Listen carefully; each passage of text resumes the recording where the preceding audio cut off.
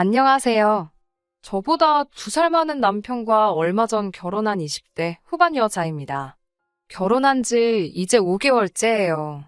결혼하기 전 좀 더 일찍 정신 차렸으면 좋았을 텐데, 이제서야 제가 미친 짓을 했다는 걸 깨닫고 있어요. 결혼한 지 반년도 안 돼서 이혼을 생각하게 될 줄이야 꿈에도 상상하지 못했습니다. 사실 저희 남편에 대해서는 연애할 때도 아끼고 사는 사람이라는 건 알고 있었지만 절약을 해서 나중에 큰일을 도모하려고 하나 그런 생각만 했지 이렇게 상식도 없는 인간인지는 상상도 못했습니다. 결혼 전 동호회 활동에서 만난 남편은 밖에서는 호탕하고 잘 웃는 사람이었어요. 외국계 회사를 다니고 있었고 대학가에서 자취를 하고 있더라고요. 제가 왜 회사 근처가 아니라 대학가에서 자취를 하냐고 물어본 적이 있었는데 자취하는 대학가가 자기가 대학교 다닐 때부터 살던 곳이라 익숙하고 저렴해서 그렇다고 하길래 그런가 보다 하고 말았어요. 그런데 나중에 알고 보니 그것도 다 돈 때문이었어요. 아무튼 연애를 시작하고 남편의 자취방에도 가게 되었는데요. 자취방에 가보면 모든 음식이 인스턴트밖에 없더라고요. 남편 회사는 공짜로 점심을 줬기 때문에 저랑 데이트를 할 때 빼고는 외식을 거의 하지 않았고요. 그나마도 사귄 지 반년 정도 지나니까 자꾸 집에서 데이트하려고 하더라고요. 그렇다고 배달 음식을 시키지도 않아서 대부분 제가 해 먹였어요. 왜 그렇게 한심하게 연애했냐고 물으시면 저도 모르겠어요.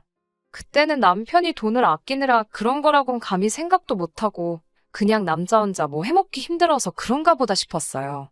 쓸데없이 모성애 같은 게 발동해서 자취방에 가서 음식도 해주고 그랬는데 지금 생각해보면 제가 제 발등을 찍었어요. 게다가 성인 둘이서 데이트를 하는데 데이트 통장을 만들자고 하더라고요. 뭐 그것도 이해는 했어요.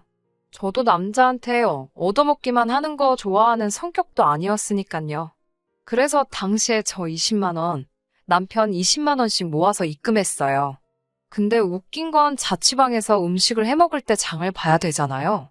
그것도 그 통장에 있는 돈으로 빼서 하더라고요. 그것도 데이트의 일부라면서요. 게다가 라면 같은 것도 2사람이 먹을 걸 끓일 때 3봉지 뜯으면 아주 난리가 나더라고요. 그래서 그나마 인스턴트 식품도 양껏 못 먹었어요. 어이없는 건 장 봐서 해먹는 음식은 또 넉넉히 합니다. 알고 보니 음식이 남으면 자기가 다음에 혼자 또 먹을 수 있으니까 그랬던 거더라고요. 그때 생각하면 지금도 어이가 없어서 실수만 나옵니다. 아무튼 그때는 그럼에도 불구하고 제가 남편을 많이 좋아했었어요. 그래서 그런 것마저도 알더라고 꼼꼼한 사람이라고 생각하고 넘어갔어요. 남편도 그런 저를 알더라고 순한 여자라고 생각했던 것 같아요. 서로에 대해서 잘 모른 상태로 저희는 1년 정도 연애를 계속했고 그렇게 결혼까지 하게 되었습니다. 결혼도 정확하게 반반 결혼했고 결혼식 올리고 나서는 연애할 때처럼 생활비 통장을 만들었어요. 연애 때 계속 그렇게 해왔고 둘 다 각자 직장이 있으니 생활비 통장 자체가 문제가 되지는 않았어요. 뿐만 아니라 집안일도 저희는 각자 나눠서 합니다. 제가 요리하고 설거지, 그리고 욕실 청소를 하고요. 남편은 청소하고 빨래를 해요. 쓰레기 버리는 건 서로 돌아가면서 하고요. 저는 솔직히 저희 둘이 싸울 이유가 전혀 없다고 생각했어요. 그런데 생각지도 못한 일이 터졌습니다. 결혼하고 2~3달쯤 되었을 무렵이었어요. 식비가 70만 원 정도 나왔더라고요. 보통 점심은 각자 직장에서 해결하기 때문에 같이 식사를 하는 건 아침하고 저녁뿐이거든요. 사실 아침 때는 서로 출근하기 바빠서 제대로 얘기하며 식사를 하기는 어렵잖아요. 시간이 없으니까 간단하게 커피랑 토스트 아니면 가볍게 과일이나 샐러드로 해결했어요. 하지만 저녁만큼은 신경 써서 차렸어요. 퇴근길에는 힘들어도 웬만하면 꼭 장 봐서 스테이크도 굽고 갈비도 하고 항상 메인 메뉴 하나는 만들어줬어요. 그런데 남편이란 작자가 식비가 많이 나왔다고 궁시렁 거리더라고요. 돈을 왜 이렇게 헤프게 썼냐면서 타박 아닌 타박도 하고요. 아무리 공동으로 생활비를 붓는다고 해도 혼자 마음대로 이렇게 돈을 써도 되냐면서요. 듣는데 어이가 없어서 벙쪄 있는데 자기가 종이를 가져와서는 한 달 동안 대략 저희 둘이 136끼를 먹었다며 그러면 한 끼당 5,000원 수준이라고 한숨을 쉬더군요. 아니, 요즘 물가에 한 끼 5,000원이 비싸게 먹는 건가요? 이 사람 이렇게 물가에 대한 감이 없나 싶고 어이가 없는 걸 넘어서 한심하더라고요.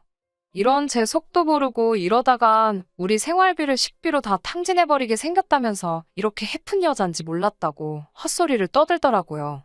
그러면서 하는 말이 자기는 자취할 때 한 달 식비를 15만 원 정도밖에 안 썼대요. 그 소리를 그 다음 달 내내 앵무새 마냥 반복하길래 제가 그럼 식비로 15만 원만 내라고 했어요. 저는 35만 원 내고 사람답게 살겠다고요. 그리고 그 뒤로 아침엔 밥에 캔 참치 하나 저녁엔 카레 하나 그런 식으로 인스턴트만 돌려서 줬어요. 사실 요즘은 인스턴트도 종류도 다양하고 맛도 좋잖아요. 아, 물론 저는 제 손으로 직접 요리해서 정상 식단으로 먹었어요. 근데 웃긴 건 막상 이렇게 시작하고 일주일쯤 지나니까 남편 혼자 폭발해서 밥이 이게 뭐냐고 짜증을 내더라고요. 그래서 제가 남편에게 그럼 이제 당신 건 당신이 직접 차려 먹으라고 했어요. 그리고 청소도 구역 나누고 빨래도 각자 하자고요. 아니나 다를까 다시 일주일 동안 인스턴트만 먹더라고요. 그래서 내가 인스턴트 차려주니까 밥이 뭐냐고 짜증이더니 왜 계속 똑같이 먹냐고 빈정거려 봤어요. 그랬더니 저더러 요리할 줄 안다고 유세 부리냐고 묻더라고요. 진심 속으로 순간 뭐지 이 인간 싶었어요.